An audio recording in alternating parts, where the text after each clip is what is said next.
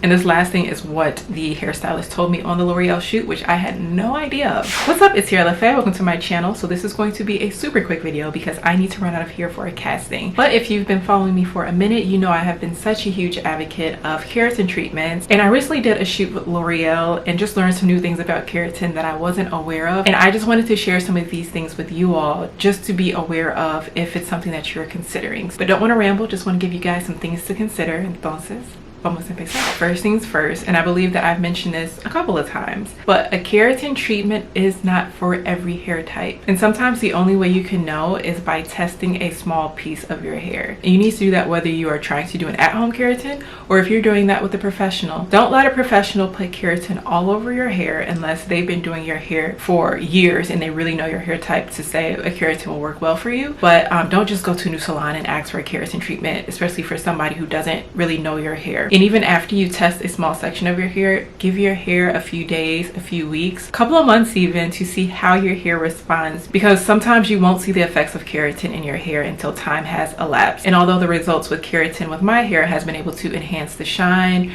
relax the curls a little bit to make it a lot easier for me to detangle and to straighten and to stay straight, and not to get as frizzy during the humid months, with other people the opposite effects happen. There are people who get keratin treatments and their hair actually becomes worse, where their hair is more frizzy, becomes more tangled and more dry. So that's why I emphasize, please test a small section of your hair before you just put it all over. Another thing you really have to be aware of is you need the proper products to maintain your keratin treatment, which means you're going to have to spend the extra money to get the right shampoos, conditioners, whatever else your hair will need in order to maintain the keratin. And keratins can be quite pricey, especially if you're doing it with a professional, but just make sure that you're not skimping out on the quality of your products, because you want to be able to maintain the health of your hair, especially if you have the bonds of your hair altered. You just want to make sure that you are taking the best possible care of your hair, especially now that it is in a different state than what it's used to being in. And this last thing is what the hairstylist told me on the L'Oreal shoot, which I had no idea of. There is a such thing as doing the keratin treatment too many times. It's usually recommended that you do it no more than once every 6 months, but he said even with that,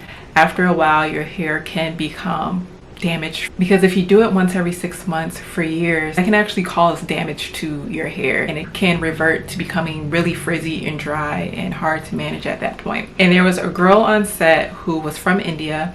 She said that she had been getting the keratin treatment for the past 3 years consistently like that, and she said that her hair has completely changed for the worse.